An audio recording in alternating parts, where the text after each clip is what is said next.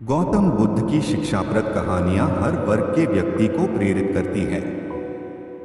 ये कहानियां एक ऐसी जिंदगी की कहानी बयां करती है जिसमें शांति और सुकून हो, और कहते हैं ना सारा मसला तो सुकून का है, वरना जिंदगी तो हर कोई काट रहा है। गौतम बुद्ध की शिक्षाप्रद कहानी हमें अपने लक्ष्य को पाने के लिए प्रेरित करती है। ये कहानियां सीख देती है जिसे हम अपने जीवन में अपनाकर असफलता पर जीत पा सकते हैं। गौतम बुद्ध कहते हैं, अगर आप दूसरों के लिए दिया जलाते हैं तो यह आपके रास्ते को भी रोशन कर देता है। ये बात उन दिनों की है जब गौतम बुद्ध आत्मज्ञान की खोज में तपस्या कर रहे थे और उनके मन में विभिन्न प्रकार के प्रश्न उमड़ रहे थे। उन्हें प्रश्नों का उत्तर चाहिए था, लेकिन अनेक प्रयासों के बाद भी उन्हें सफलता नहीं मिली। वे आत्मज्ञान की प्राप्ति के लिए कठोर तपस्या करने लगे, अनेक कष्ट सहन किए और कई स्थानों की यात्राएं की, परंतु जो समाधान उनको चाहिए था वह उनको मिला नहीं।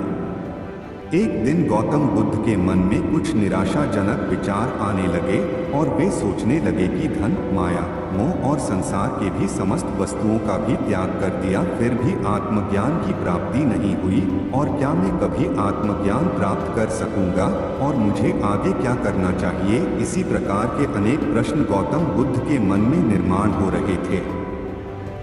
गौतम बुद्ध को तपस्या में सफलता की कोई किरण नहीं दिखाई दे रही थी और उन्होंने अपने प्रयासों में कोई कमी नहीं छोड़ी थी। वे उदास मन से इन्हीं प्रश्नों पर विचार कर रहे थे। तभी इसी दौरान उन्हें प्यास लगी और वे अपने आसन से उठकर जल पीने के लिए सरोवर के पास गए। वहां उन्होंने एक अद्भुत दृश्य देखा। वहां एक गिलहरी अपने मुंह में कुछ फल लिए सरोवर के पास आई और फल उसके मुंह से छूटकर सरोवर में गिर गया।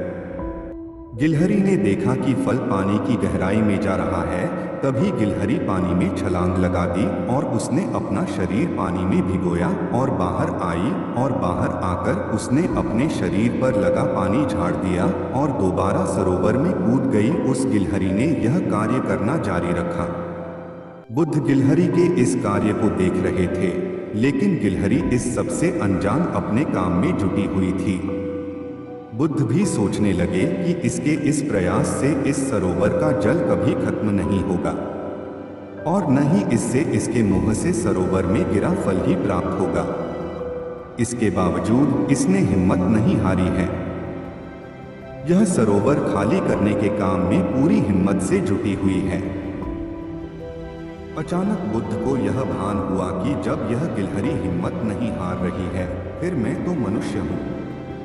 आत्मज्ञान प्राप्त नहीं होने पर निराश हो रहा हूँ। यह ज्ञान होते ही वह तपस्या के लिए चल दिए और एक दिन उन्हें आत्मज्ञान की भी प्राप्ति हो गई और वे भगवान बुद्ध हो गए।